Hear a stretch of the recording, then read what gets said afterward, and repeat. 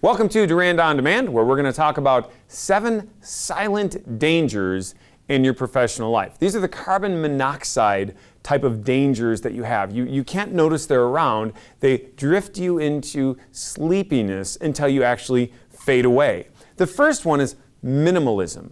There are a lot of people who are always looking for the least they can do. In fact, when great people say, you know what, it was the least I can do, it means that they did something good and it was appreciated. A minimalist, a person who doesn't recognize this in their life, they actually use that as a theme. The least I can do is my goal. How can I get by with as little work as possible in as little way as I can? You generally see this in their personal life as well as their professional life. They really don't want to go do the extra things. They don't want to help out at home. They're going to do what little they can to keep the people around them who start really working them over to participate, and they're just going to do that little bit. At work, they're generally going to see what they can do to hide throughout the day, but still collect a paycheck. They're generally speaking satisfied with being fired after a period of time because, it gives them a little bit of time off to go into the next job, to collect a paycheck, and do a little bit of work. Do not seek minimalism. It never provides gratification. Remember this, satisfaction in work doesn't come necessarily from what you do. Satisfaction in work comes from who you become when you do what you do. Don't seek the minimum, seek the maximum. Second thing is fear of risk. Fear of risk is talked about a lot. I don't have to talk about it, but what I do need to do is give you the antidote. And we're going to weave a lot of old subjects into here and there, so you're going to get repetition. Repetition is how you become an expert. I don't apologize for repeating myself. The antidote to fear of risk is courage. How do you gain courage? You flex that muscle of virtue a little bit day in and day out. What you fear, risk-wise, do a little bit each day until you become stronger. That's your antidote. It's that simple. Third thing is self-importance.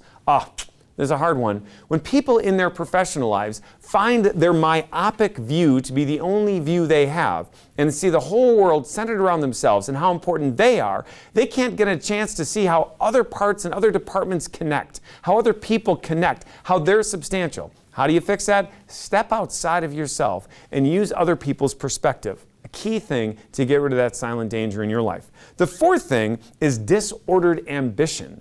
A certain amount of ambition is good. It's a magnanimous thing to want to aspire to greatness. But see, disordered ambition is the type of thing that causes you to use people around you to get what you want and not to see them as actual subjects versus objects. A totally different subject that we can talk about in greater detail. But basically, an object is a ball. You can pop it, kick it, throw it, pop it, dominate it, whatever you want. A subject is like math, history, art. The more you learn about it, the more you respect it, the more you fall in love with it. You can get rid of your disordered ambitions by thinking about other people as subjects. If you clearly do that, you're not going to use them as a means to your end. You're not going to become utilitarian in your relationships.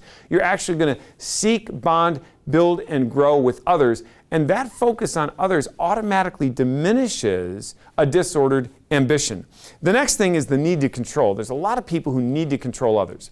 Great people in life like to empower others. A certain amount of control can be healthy. There's no doubt about it, because if you control a circumstance until that circumstance can be empowered and move on its own, you're in a good place. If you over-delegate, for example, too soon to the wrong person, you can create havoc.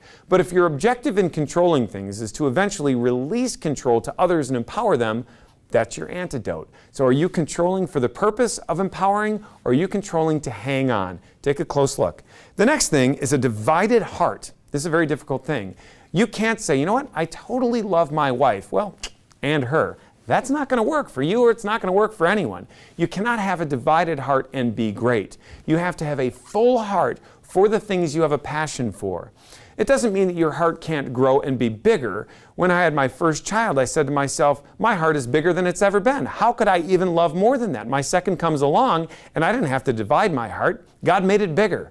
And that's what happens. So the more you have a passion or a love for one thing, the bigger your heart becomes for the next thing you're going to love. It gets rid of the divided heart. It encompasses and builds who you are, and it allows you to grow into somebody even more. And the last thing is missing the point.